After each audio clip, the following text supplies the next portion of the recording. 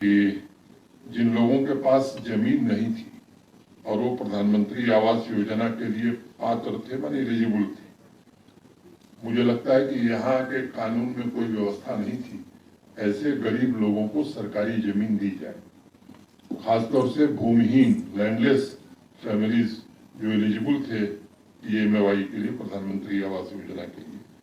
तो अभी पिछले दिनों एडमिनिस्ट्रेटिव काउंसिल में हम लोगों ने निर्णय किया और रेवेन्यू डिपार्टमेंट और रूरल डेवलपमेंट डिपार्टमेंट ने मिलकर के तय किया और काफी चर्चा करके कैसे लैंडलेस फैमिलीज जो भी हैं जम्मू कश्मीर में, उनको अगर वो एलिजिबल है तो उन्हें हम 5 मरला जमीन देंगे ताकि वो घर बना सकें।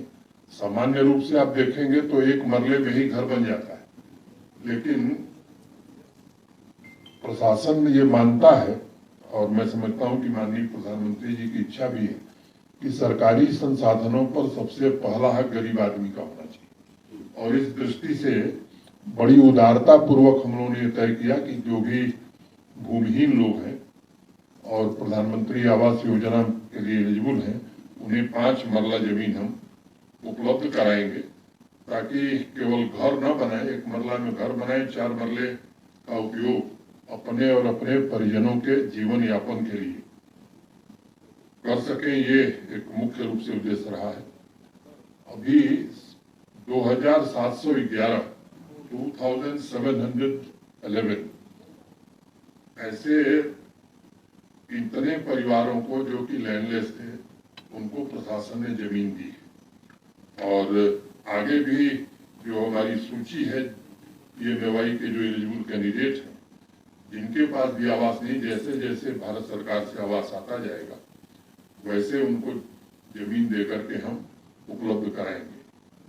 आप में से अनेक लोगों को मालूम है इसी वर्ष मई में भारत सरकार ने पीएमएवाई में लगभग 1,99,550 1,99,550 पीएमएवाई में अतिरिक्त मकान दिए थे।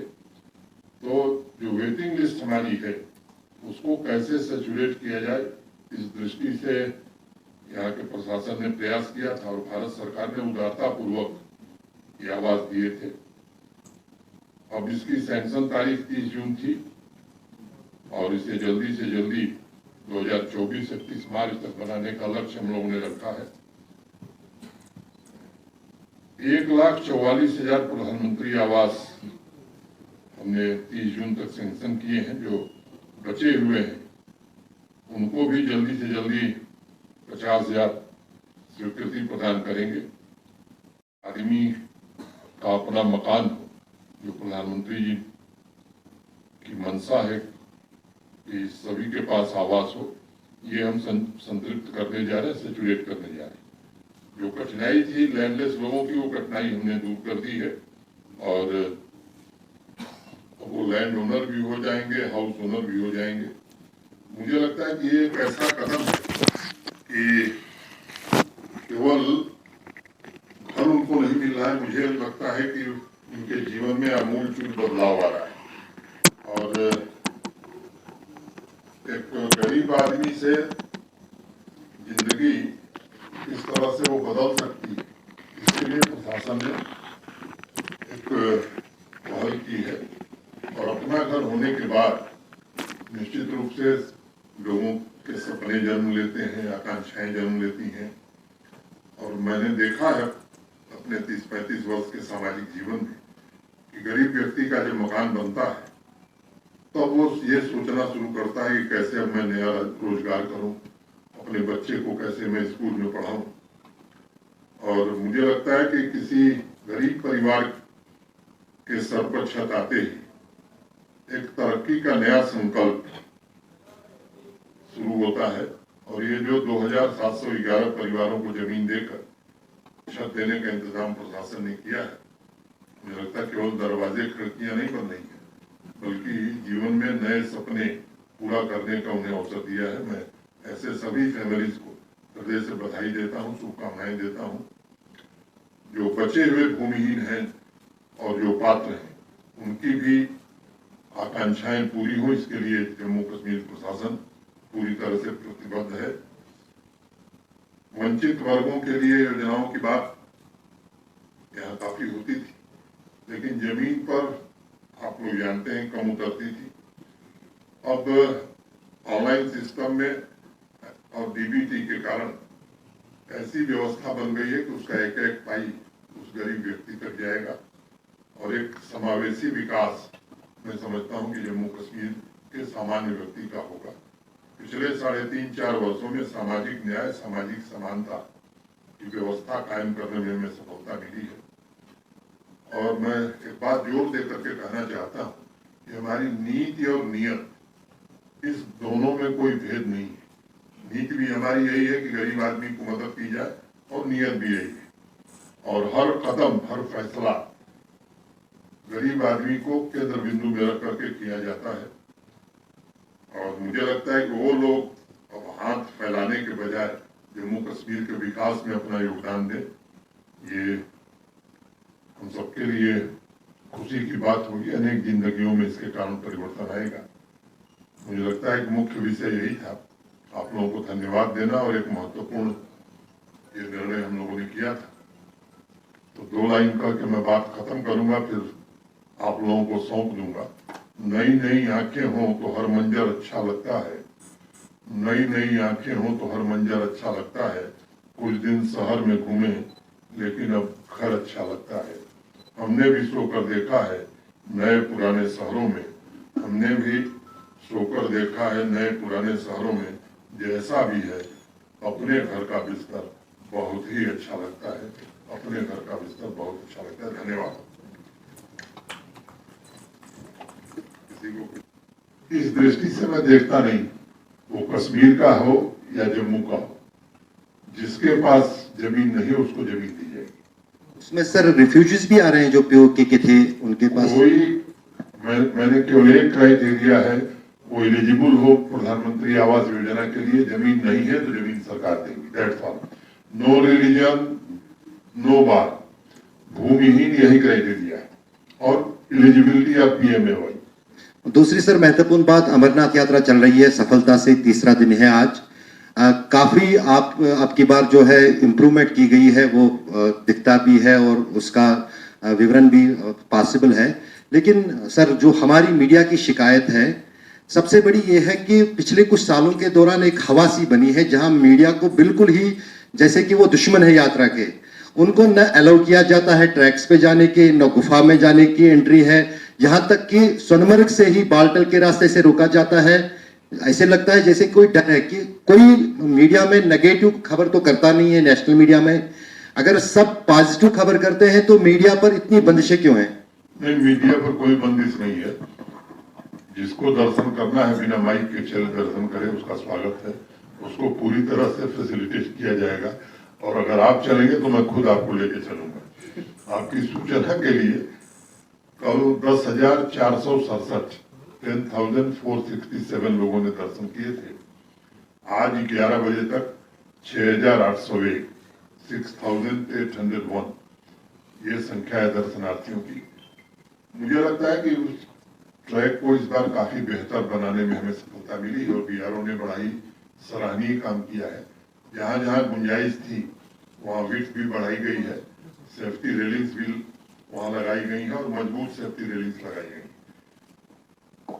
स्वच्छता को लेकर के भी हमारा rural development department, shrine board या पूरा प्रशासन ही लगा हुआ है। 4,000 लोग साफ सफाई रेस इसके लिए लगाए गए हैं।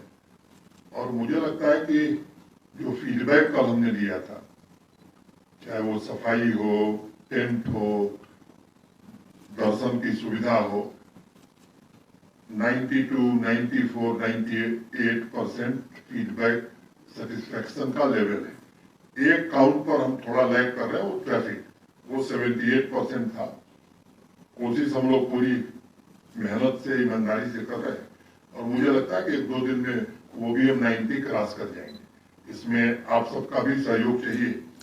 हम लोगों ने अपने आईजी ट्रैफिक को कहा है कि एक शेड्यूल बना करके ट्रैफिक का जम्मू और कश्मीर दोनों रीजन में कैसे मूवमेंट है, इसको कब जाना चाहिए, क्योंकि बहुत सारे लोग गैर जानकारी के अभाव में जैसे आरोपी लग गए। अब यात्री बाहर से आया है, दूसरे प्रदेश से आया, उसको नहीं मालूम है, वो चला आता है, तो स्वाभाविक रूप से फोर्सेस के लोग उसे रोकते हैं। तो ये 2-3 दिन हम लोग इसका व्यापक प्रचार करेंगे और आप लोगों से भी मेरा निवेदन होगा कि जब ये बातें आती हैं ट्रैफिक के लोग आपको बताएं तो कृपा करके इसे पॉपुलराइज करिए, चाहे वो स्थानीय लोग हों उनके लिए भी और बाहर के लोगों को भी जितनी जानकारी हो जाएगी। मैं जानता हूं कि 90% लोग कानून का वायलेशन नहीं करते हैं, 10% लोग हैं उनका कुछ इलाज खुदा दिया के पास ही, हम लोगों के पास नहीं है, लेकिन इसको थोड़ा आप लोग इसमें सहयोग करें। Anybody else? जी साहब, इस साल एक डेमोलिशन ड्राइव चली थी, उसमें बाद में कहा गया था कि एक सिंपैथेटिक व्यू लिया जाएगा जिनके पास ज्यादा जमीनें नहीं है, उसके बारे में कोई फैसला हुआ है? ये मैं जब चली थी तब भी मैंने कहा था किसी गरीब आदमी को नहीं छुआ जाएगा, और मुझे खुशी इस बात की है कि 1 या 2 एबरेशन हुए थे, उसको शाम तक हम लोगों ने करेक्ट कर दिया था। किसी भी गरीब और कमजोर व्यक्ति को नहीं छुआ गया है।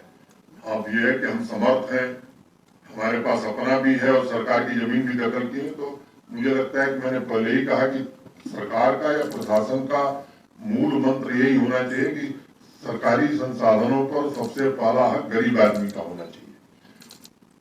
गरीब अगर आदमी है, मध्यम वर्गीय है, तो जरूर सिंपैथेटिक व्यू लिया जाएगा और कानून के दायरे में जो संभव होगा वो जरूर मदद की जाएगी। Two things. One, is this, just to clarify, is this government land that is being made available to landless people? And two, is there a land bank in one place or is this being made available in different districts, जिसको जहाँ जरूरत है? आप इस तरह समझिए कि अब किसी पंचायत का या किसी गांव का व्यक्ति है तो उसको तो वही आवास बनाना होगा ना। तो सामान्य तौर पर मुझे नहीं लगता है कि ऐसा कोई गांव या ऐसी कोई पंचायत होगी जहां सरकारी भूमि हमारे पास उपलब्ध नहीं है। तो जो लोग जहां के रहने वाले वहीं उन्हें भूमि दी जाएगी, क्योंकि अब अनंतनाग के किसी पंचायत के व्यक्ति को अगर हम ले जा करके सांबा में जमीन देंगे तो हम उसके साथ और अनर्थ करने वाले। सर, पिछले कुछ सालों से हालात काफी बदले हैं। आज हम टूरिज्म का बूम देख रहे हैं। ऐसा वक्त भी हमने देखा था जब हर दिन कोई इंसिडेंट होता था, तो हालात बदले हैं। आम इंसान भी रिलीफ जो है देख रहा है, लेकिन वो एहसास दिलाना कि नॉर्मलसी हुई है, 30 सालों का एक साइकी डेंट हुआ है, वो एहसास दिलाना सर, उसके लिए आप क्या करें? क्योंकि अभी जो अमरनाथ यात्रा चल रही है, कुछ सिक्योरिटी के जो मेजर्स हैं ऑब्वियसली थ्रेट बेस्ड होते हैं, लेकिन आम इंसान, यात्री और उसके साथ साथ अगर टूरिस्ट करें परेशान है, क्योंकि 2 बड़े टूरिज्म के रूट हैं, सोनमर्ग और पहलगाम, तो उसको बैलेंस स्ट्राइक करने के लिए आप क्या कर रहे हो? दूसरी बात सर, जो वीआईपी मूवमेंट होती है सिटी में, आप देखें सायरन बज रहे होते हैं, मतलब पुलिस वाले रॉन्ग साइड कभी कभी निकल जाते हैं, तो वो भी एक एहसास है, लोग जानना चाहते हैं कि उसमें चेंज करने के लिए क्या करिए सरकार, क्योंकि 30 साल की वो आदतें हैं, उसको बदलने के लिए क्या करें ताकि लोग भी जाने की नॉर्मलसी हुई है उसको फील करें, अपना पार्ट ऑफ लाइफ बनाए। Thank you. मुझे लगता है कि जो बात आप कह रहे हैं काफी लोग फील करना शुरू कर दिए हैं, जो कुछ गुंजाइश बची उसे भी ठीक किया जाएगा।